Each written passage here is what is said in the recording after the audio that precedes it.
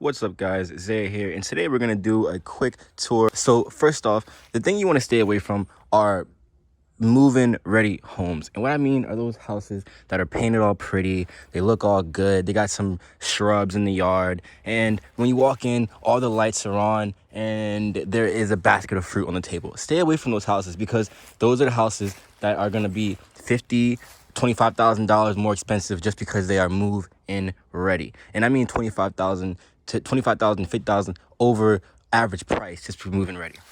So we'll do a quick little tour, and don't mind the stuff over there. Obviously, you know, I've been moving stuff out of the house, cleaning up, so don't worry about that stuff over there.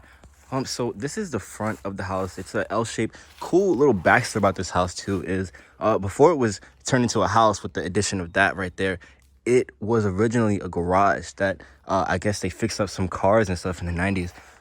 Pretty cool. And this section right here is which was added later. So we'll walk through and just get a little glimpse of everything.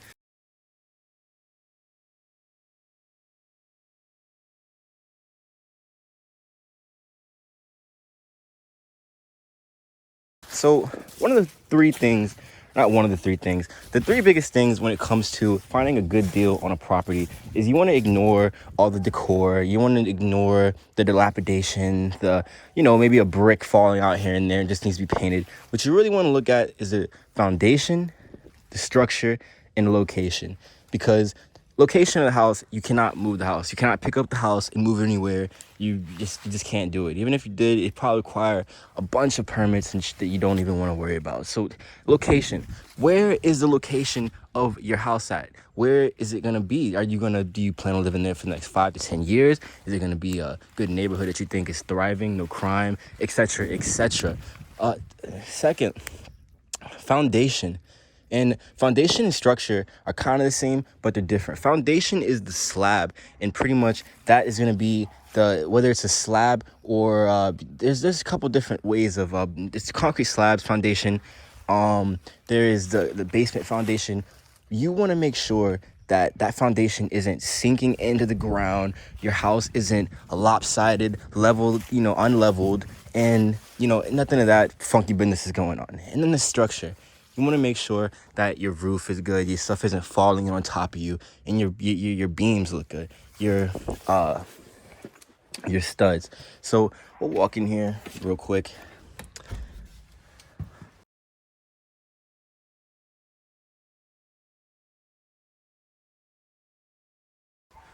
Nothing special. Bathroom is literally the first door when you walk in. Boom, bathroom right in your face. So lights in here. Can't get any lights in here. So yeah, so all this is gonna come out. I'm gonna rip all the drywall out, put in new windows, etc., etc. This is a spot right here where I kind of just hit a couple places and seen what was under there, and that's where I noticed the concrete foundation. So half of this is like concrete foundation, and the other half is just a standard wood foundation. It's very interesting, but for stuff like that, it gets me really excited because that's solid. It's not ever going anywhere, and you don't have to worry about water damage that way. So this being your first room or bathroom or whatever, it takes us to the bedroom on the left side, which I'll probably turn into an office. Let's see if you guys in here. All right, this is gonna be the office, just because this kind of overlooks everything going that way. It overlooks the yard going that way, and then, but as you can see, we definitely got water damage and or termites here. So these studs are gonna have to be once I knock out the drywall, these studs are gonna have to be looked at, see if they need to be replaced completely, or maybe just cover up for the water damage. Cut out the water damage and replace that. Need some new base plates at the bottom there, obviously, but you can see the brick on the outside of that. So closet, this looks like a mess. You can tell there was some mildew going on in here. So we'll have a better view once we knock out all the drywall and just see what our bones are really looking like. I can tell that it's good, because the house isn't falling and it's swaying and all lopsided. So that's gonna be good. But we'll get a better look in another video to check out the bare studs and the base plates and all that good stuff. So bathroom, first room, office probably leads us into what I would believe would probably be like a living room, I guess. It's the biggest open space in the house. So, you know, you take with that with you will. There's a couple things I haven't taken out, like this dresser here and a heater, which is attached to the house, a gas heater. I'm gonna get that out of here. Don't do gas appliances at all. Just don't trust them. I feel like I'm gonna blow up in my sleep. But back here, you know, you get this other concrete foundation again. And I'm wondering, you know, just how high, you know, that goes up, because, I mean, that'd be amazing. That'd be less work I'd have to worry about dealing with a concrete pour. So this is the master bedroom, I guess. Yeah, I'm gonna knock out all this and see what's up. But you know, that's a crawl space hatch up there. But you can just look at the roof and just tell nothing is sideways, nothing is just leaning in on you and falling in. So this is good, and this has been you know, abandoned for a long time. So us coming in here and just at least putting a temporary bandage on it until we're gonna fix it, it makes me feel good that this isn't just all collapsing on each other and it just looks crazy. Here we got our old school fuse box. I mean, and this thing is just funny because when I look at these things, I just usually see, like these are usually filled with, you know, switches until like 5 switches there. So that's kind of hilarious. Here's our kitchen. Probably gonna keep the dryer, probably rip out those countertops, gas stove that has to go, that will go. That microwave right there. Sorry, it's a little dusty in here.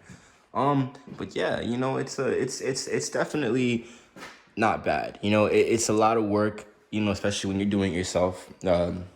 But this is what saves you a lot of money. And at least, you know, hey, if you're going to half-ass something, you at least know what you half-assed, instead of you paying for someone to come in and do a job that you thought they were going to do, and then you realize that it was half-assed, and then you are after your warranty's expired, so you're not going to be doing anything about it. I've seen the situations, and that's honestly what got me into wanting to do DIY. Is you know, it saves you money, one, but then you always know what the product is. If you want to half-ass it, you half-ass it. You want to go crazy, then you know what it is. Either way, disgusting sink, probably take all that out. But yeah, this is the kitchen. I might knock out these load-bearing walls here and just make this kind of like a open, kind of like kitchen, like room area. I have no ideas, but walls, non-bearing load walls will be the last thing I'm worrying about. This takes us into the last room, which will maybe be the bedroom. I don't know. But yeah, there was a closet here that you see got knocked out. And then, you know, you just see like your base plates, you know, got a little mushy, a little water damage in here. So replace some base plates, you know, all baseboards, windows, you know, I got a new fix I had to do here. Just light stuff. I seen too that this roof did not have any roofing paper, and they didn't get leaks in here. And I was just astonished, man. I don't know how that happened, especially with this house being so old. But that's also a reassuring sign too. You know what I mean? But yeah, you know, nothing's sagging, nothing is falling in on itself. The bones are pretty good. In another video, we're pretty much just going to, you know, make sure, or not, next video, we're pretty much just going to strip all this down to the bones. And then I'll start knocking out, showing you guys the studs and stuff. So, yeah, man, if you like this video, yeah, you know what I'm saying? Yeah.